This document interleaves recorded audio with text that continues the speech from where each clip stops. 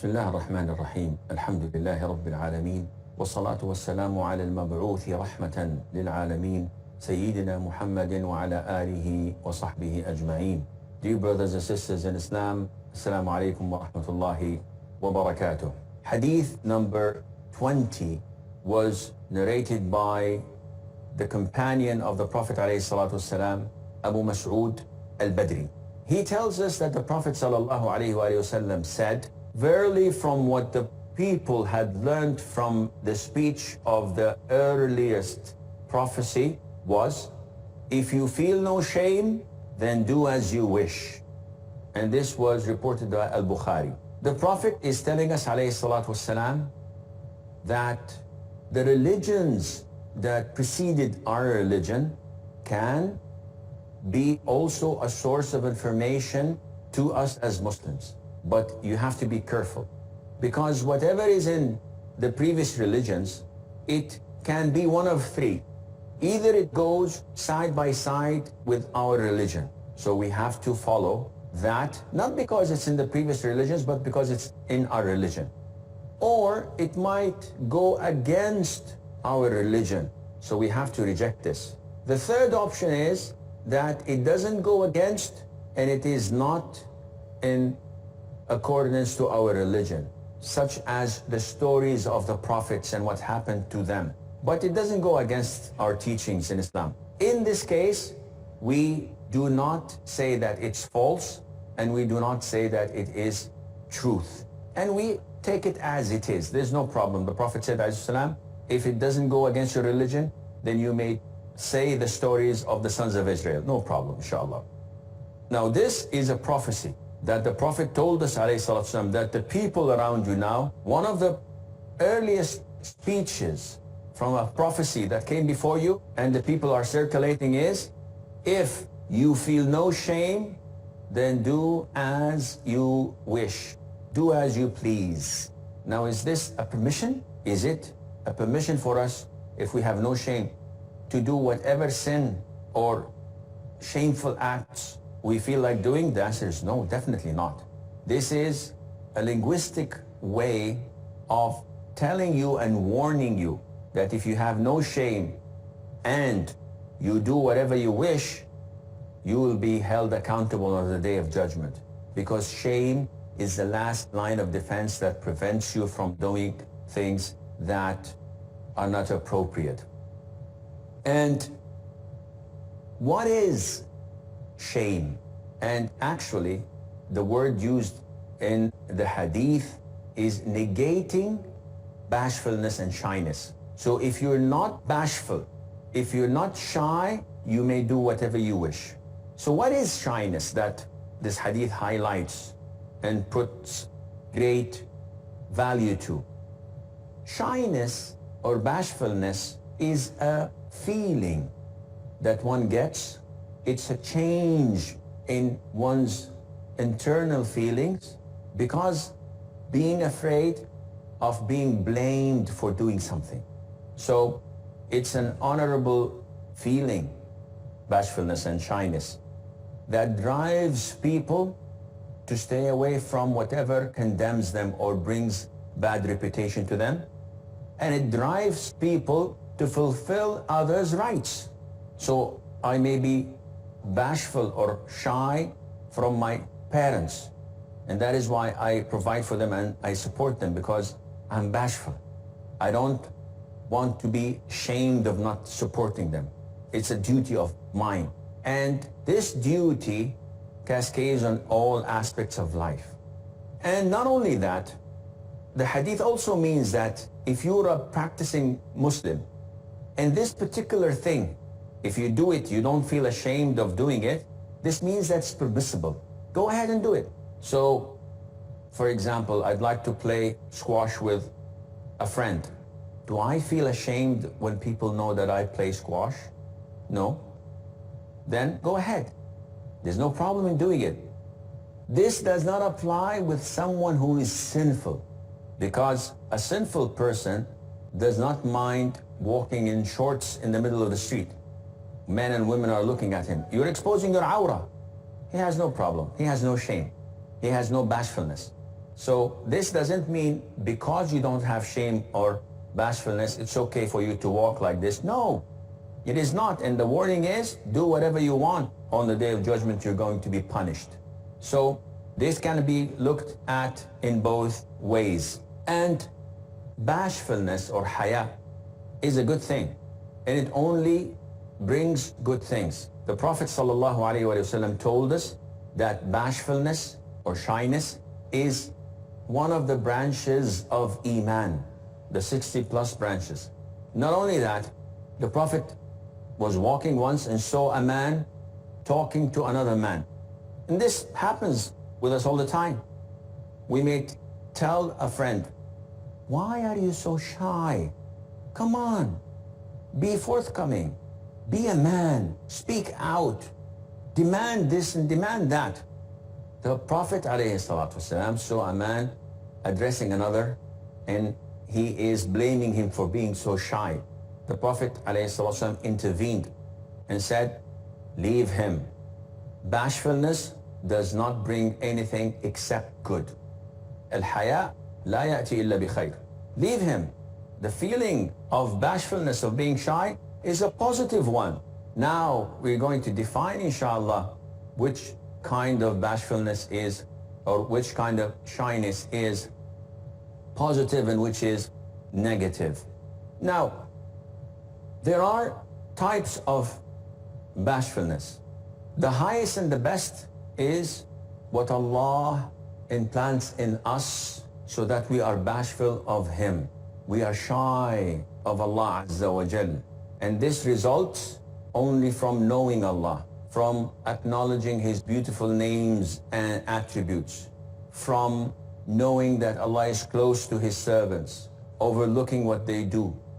And Allah Azza wa Jal is the one who provides for them and who helps them. This is the highest form of being shy of Allah. And a lot of the Muslims, unfortunately, fail to acknowledge Allah, fail to know Allah through His beautiful names and attributes. Give any one of them an A4 paper. Ask him to write the names of Allah he knows. And the majority would fail to go past 2 or 3 lines. If you ask them to explain the names of Allah, none would know what is the meaning of As-Samad. None would know what is the meaning of Al-Jabbar and how many meanings it has, and so on. So to be able to be bashful and shy of Allah, you have to acknowledge Allah's beautiful names and attributes and be aware that Allah is watching you. And this can be God-given, this can be a gift of Allah, and it also can be achieved through training. And those who are blessed by Allah to have it in them, built in them, they are blessed and favored by Allah. But those who don't, they have to work out and they have to train themselves. How do I train myself? Which gym should I go to? Well, it's not a gym. You have to surround yourself with practicing believers, practicing Muslims who are shy of Allah. When you are with them, shaitan finds it difficult to attack. The Prophet tells us, ﷺ, that the wolf does not attack except a stray sheep. If there's a herd of sheep, the wolf stays until one of these sheep goes out from the flock, from the pack, and the wolf attacks it. And likewise, a lot of the Muslims who suffer from depression or from OCD or from lack of iman and reduction in the levels of their belief, this is attributed to the fact that they are a one-man band. They're solo. They don't have any friends. Once they surround themselves with the Muslim practicing community, whether in the masjid, whether at school, they're all the time with these practicing brothers, you would find that your shyness of Allah, the levels of bashfulness are far, far high. Why? Because you are finding this present through the people that surround you. You learn from them. You adapt to their character and to the quality, the good high quality of their moral ethics and conduct by just being with them. This is one of the greatest means and ways of adapting to be shy from Allah Azza wa Jal. We have a short break. Stay tuned, and inshallah we'll be right back.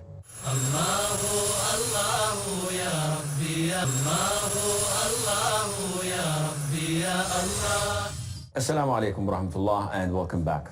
There are two types of shyness and being bashful. One is to be bashful of Allah Azza wa Jal, to be shy, knowing that Allah watches you and Allah hears you. So this deters you from sinning.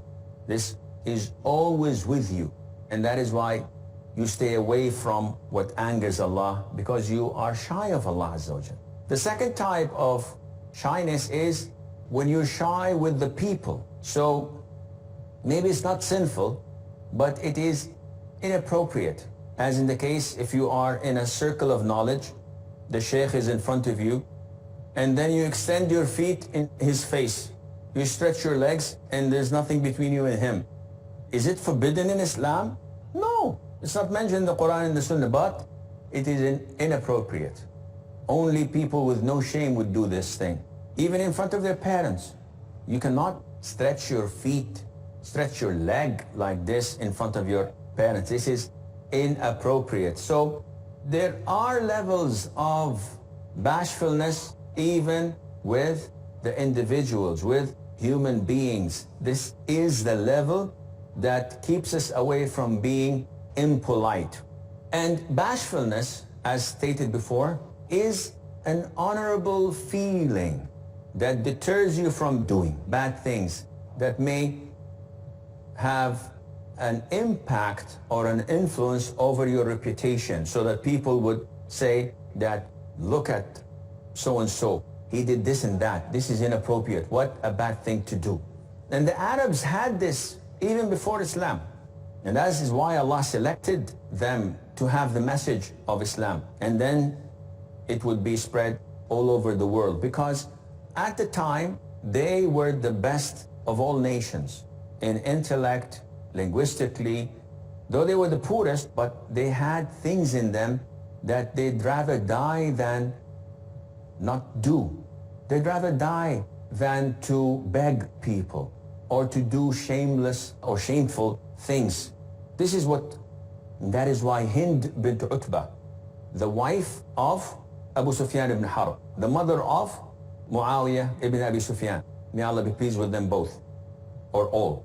She went to give the pledge of allegiance to the Prophet ﷺ when the Prophet conquered Mecca. And when she heard the Prophet ﷺ say, give me the pledge of allegiance that you do not fornicate or commit adultery, what did she say? She said, Prophet of Allah, does a free woman fornicate? This is unimaginable. Does a free woman, not a concubine, does a free woman fornicate? And this shows you the amount of bashfulness they had as Arabs before Islam. Her husband, Abu Sufyan, when he was summoned at the court of the Byzantine ruler, and he wanted to ask him about the Prophet ﷺ, Abu Sufyan was at the time a mushrik, an idol worshipper. He was an enemy of the Prophet ﷺ. And the ruler kept on asking him questions. Abu Sufyan said, by Allah, had I not feared that they would circulate among themselves that I lied, I would have lied. But I was bashful. I was shy of people circulating among them that Abu Sufyan has lied. So this feeling was there even before Islam. Islam came to enforce, to strengthen this beautiful feeling in our hearts. Unfortunately, this bashful feeling that Hind bint Utbah had does not exist or ceases to exist perfectly nowadays. It is one of the most beautiful characteristics of a woman to be bashful. And whenever you hear of a woman being bashful, you feel that this is part of her beauty. And that is why a virgin is described to be bashful. The Prophet tells us, ﷺ, when there's a proposal for a virgin woman or a girl, then you have to display that to her. Tell her, so-and-so proposed to you. If she looks down and does not object, this means that she has approved of him. Why? Because she's a virgin.